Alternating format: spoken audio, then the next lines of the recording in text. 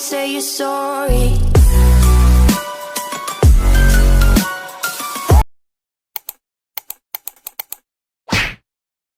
Hear them haters talk, but there's nothing you can tell them. Just made a million, got another million on my schedule. No love for 'em, nigga breaking hearts.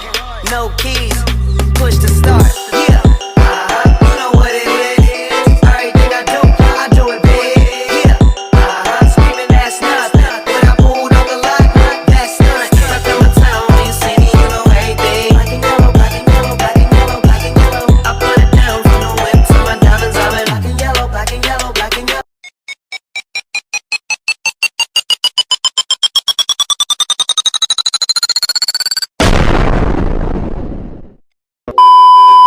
Nama saya Putra Muhammad Fahmi bin Harun. Nombor kad matrik saya ialah 27DAQ22F2804.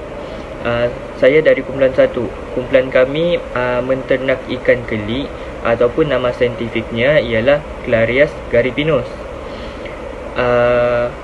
Ikan keli ini berasal daripada Afrika dan ia salah seekor daripada ikan air tawar.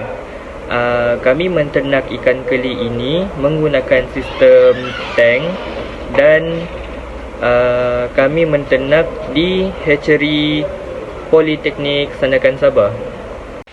Baiklah, untuk husbandry practice, kami akan memastikan ikan keli diberi makan pada setiap hari, iaitu pada waktu pagi dan waktu petang. Bagi keadaan tangki pula, kami akan memastikan air dalam keadaan yang bersih. Jika air dalam keadaan yang kotor, kami akan membuang 50% daripada air tangki dan kami akan ganti menggunakan air baru. Sama juga dengan pengudaraan di dalam air. Selain kami menitik beratkan keadaan tangki, kami juga menitik beratkan terhadap haiwan pemangsa seperti kucing. Oleh sebab itu, kami juga meletakkan jaring di bahagian atas tangki untuk mengelakkan kucing mengambil ikan keli. Untuk setiap minggu pula, kami tetap juga memastikan ikan dalam keadaan yang sihat. Jika terdapat ikan yang mati di dalam tangki, kami akan melupuskan ikan tersebut dengan serta-merta. Salam sejahtera, nama saya Devin Edward. Nombor matrik saya ialah 27DAQ22F2025. Di sini saya akan bentangkan bagi part saya, iaitu terangkan amalan makanan dan pemakanan yang berkaitan dengan ikan keli. Amalan pemakanan ikan keli ini ianya melibatkan dalam pertimbangan habitat dan tingkah laku semula jadi. Berikutnya ialah tabiat pemakanan dan amalan pemakanan yang disyaratkan. Contohnya pemakanan untuk ikan keli ini ialah bloodworms, brine shrimp dan daphnia. Bloodworms ni adalah contoh bagi makanan hidup. Kegemaran di kalangan banyak ikan air tawar sepertinya ikan keli. Brine shrimp ni adalah satu sumber protein yang sangat baik. Daphnia adalah crustacea planktonik kecil yang menyediakan nutrien penting. Ini kerana makanan hidup seperti bloodworm, brine shrimp dan daphnia ini adalah makanan hidup yang menjadi alternatif baik dan mudah didapati.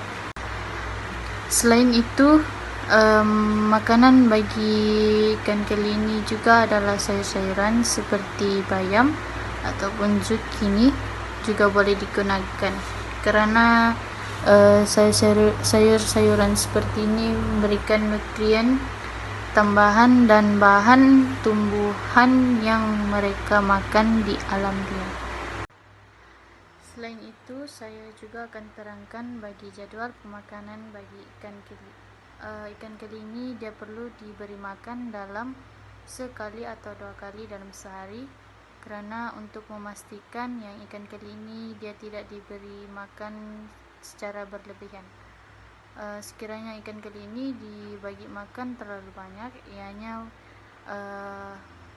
ianya akan ada lebihan pelet yang tidak dimakan oleh ikan, dan ia boleh menyebabkan isu pada kualiti air serta memudaratkan kesehatan ikan.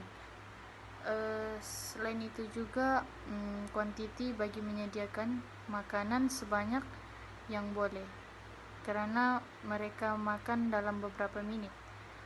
Makanan yang tidak dimakan itu hendaklah dikeluarkan untuk mengelakkan daripada mereput dan merosakkan air pada ikan tersebut. Okay, Assalamualaikum dan salam sejahtera kepada Sazri. Saya Nura Zalis binti Masran yang memegang kad nomor 27 DEQ 22F 2018. Okey, pada bahagian saya akan membentangkan tentang harvest activity related to fish. Macam yang sedengar daripada kawan-kawan saya sebelum ni, kumpulan kami memilih ikan keli. So, kebanyakan keli ni sebenarnya diternak dalam berbilang kelompok, dan ikan keli ni yang masih kecil ni biasanya ditebar setiap pada musim menuai lah, dan saiz pasaran dia pun dibuang secara berkala. Sama kolam tu, selepas harvest kolam tu dibiarkan untuk pengeluaran lama bertahun-tahun. Bila ikan keli tu kan dia sudah capai kira-kira 1 inci begitu dalam masa setahun atau bulan-bulan, bila dia sudah besar, dorang kena tuai guna pukat yang besar, panggil pukat ataupun bakul pemunggah, dan kemudian dia dimuatkan ke dalam truk berudara besar dan diangkut untuk diproses lah ikan. Lepas tu lagi langkah-langkah penuaian harvest ni, yang pertama, penuaian ikan keli di kolam dilakukan dengan mengalirkan air ke paras yang ketara. Sebab kalau kita harvest keli ini dengan air yang berukuran tinggi, mungkin tak lapas setelah tu keli. Seterusnya menggunakan pukat menangkap ikan dan meminyakkan ke besen. Biasanya kalau macam kami praktikal, kami akan guna jaring lah sama pukat. Kami tangkap keli, lepas tu kami simpan dia dalam besen ataupun dalam bakul-bakul untuk simpan dia supaya dia tidak terlepas. Itu step kedua. Okay. Step ketiga pula, waktu ikan tu diisi secara manual, disyorkan bahawa pengedaran dan pengisian mengikut kategori size. So jadi ikan keli tu kita susun dia ikut size, kecil-kecil, besar-besar. Lepas tu langkah yang terakhir, ikan tu disukat pada skala dan dipindahkan ke besen pembeli. Jadi itulah proses harvest dia. Lepas kita harvest semua, lepas tu kita bolehlah jual. Okay, itu saja daripada bagian harvest activity daripada saya. Hai, Assalamualaikum. Saya Nur Hazina binti Abdul Barakat akan meneruskan pembentangan. Pembentangan saya adalah harga pasaran runcit dan borong. Jika kita ambil ikan keli hidup 1 kilo dapat RM9. Itu adalah harga standard yang biasa untuk di Malaysia. Seterusnya untuk harga runcit 1 kilo hingga RM10. Per kilonya kita boleh dapatkan RM10 sahaja per kilo. Seterusnya pemborong ikan keli pula di Malaysia akan mendapatkan 50 kilo hingga 100 kilo. Kamu boleh dapatkan dengan harga RM7.80 untuk 1 kilo. Manakala 101 hingga 300 kilo kamu boleh dapatkan RM7.50 per kilo. 301 kilo dan ke atas kamu boleh dapatkan ikan keli 1 kilo hanya RM7. Untuk pemborong, semakin banyak anda borong, semakin murah harga ikan keli. Terusnya adalah saya bentang tentang strategi pemasaran. Yang pertama, saya menggunakan strategi pemasaran pengurusan quality produk. Ada 2 yang boleh saya terangkan di sini. Pertama, saya menggunakan penyelenggaraan quality dan proses pembungkusan. Penyelenggaraan kualiti ini macam memastikan ikan keli diselenggara dengan baik bagi mengekalkan kualiti termasuk dari segi kebersihan makanan dan kolam. Seterusnya, proses pembungkusan pula, gunakan teknik pembungkusan yang baik untuk mengekalkan kesegaran ikan semasa pengedaran. Strategi pemasaran yang ketiga adalah harga yang kompetitif. Ada dua yang boleh saya terangkan, yaitu harga dengan promosi harga. Harga, kita tetapkan harga yang kompetitif dengan mempertimbangkan kos pengeluar, pengedar, dan harga yang dengan harga pasaran lah. Ikan keli yang sebenar untuk sekilo. Mengikut tahun dia akan meningkat jugalah, tengok kuantiti yang kita dapat.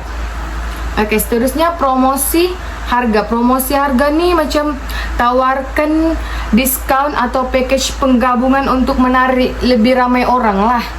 Begitu. Strategi pemasaran yang ketiga adalah perkhidmatan pelanggan. Ada dua yang boleh saya terangkan di sini. Ada pertama, perkhidmatan pelanggan.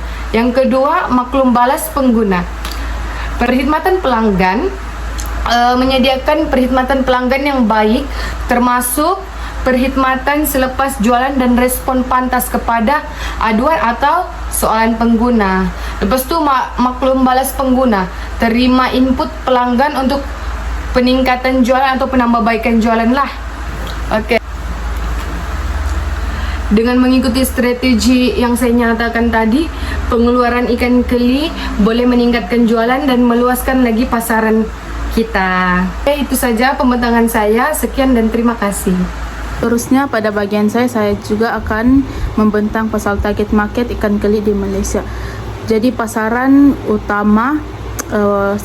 utama untuk ikan keli ini biasanya dalam kalangan penjual, macam di restoran, gerai makanan. Jadi banyak restoran sama gerai makanan ni dorang ambil ikan keli tu, terutama macam contohnya macam di Semenanjung, dorang ambil ikan keli tu, dorang buat makanan untuk dorang jual-jual di tepi, di gerai, di tepi jalan, sebab macam dorang masak menjadikan sajian tradisional. Lepas tu dalam industri pemprosesan makanan pula, target market dorang ialah produk pemprosesan.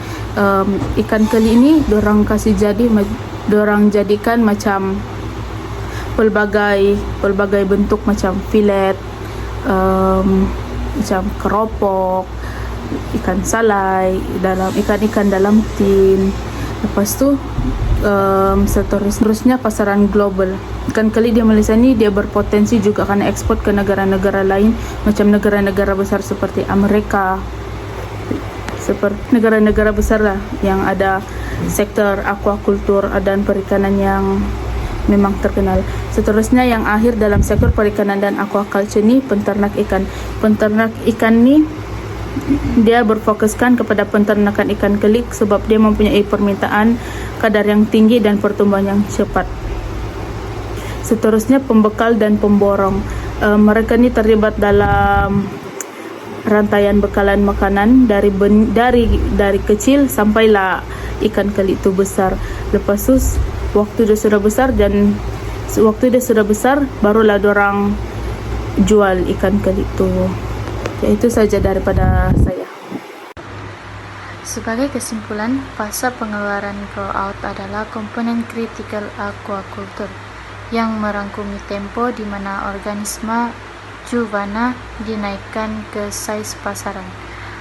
Fasa ini sangat penting bagi memastikan daya maju ekonomi dan kemampanan operasi aquaculture melalui pengurusan yang teliti terhadap keadaan persekitaran, pemakanan, dan kesihatan pengeluar dapat memaksimumkan kadar pertumbuhan, kecekapan penukaran makanan, dan kualiti produk keseluruhan.